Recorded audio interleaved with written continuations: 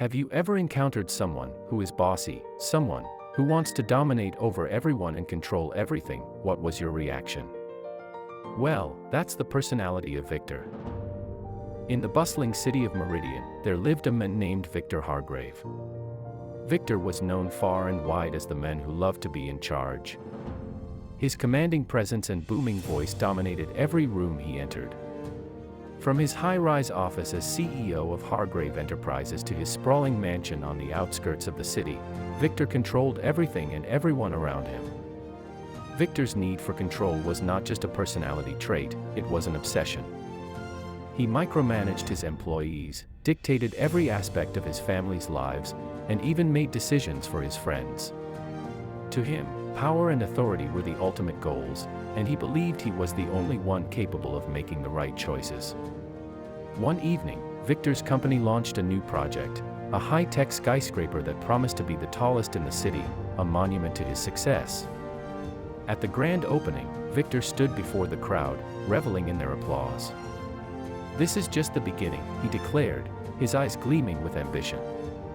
But behind the scenes, cracks were forming. Victor's relentless control had alienated his most trusted advisors and pushed away his loved ones.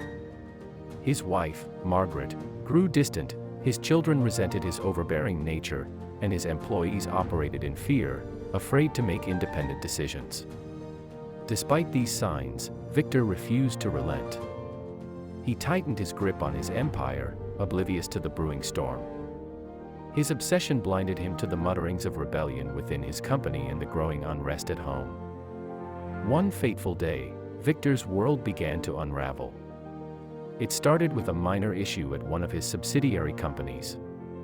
A production error led to a recall, which Victor blamed on his employees, firing several without a second thought.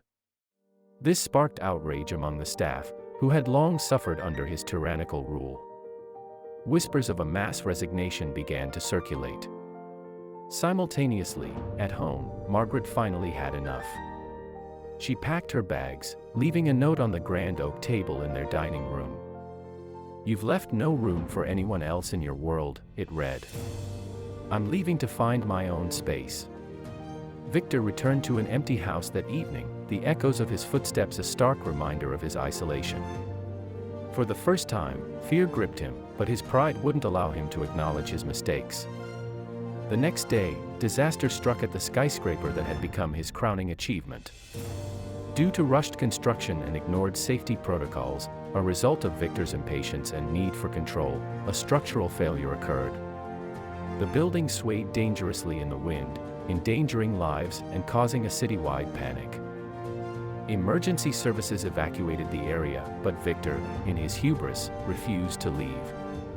"I built this," he shouted at the authorities. "I will not abandon it." As the skyscraper groaned and trembled, Victor ascended to the top floor, determined to prove that he could still control the situation.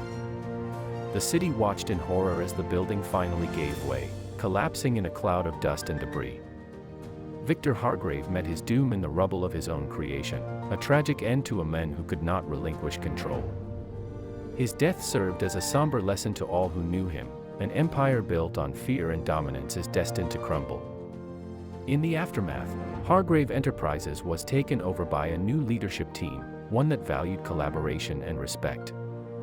Margaret and her children found peace in their newfound freedom, and the city of Meridian remembered Victor not for his towering skyscrapers but for the cautionary tale his life had become.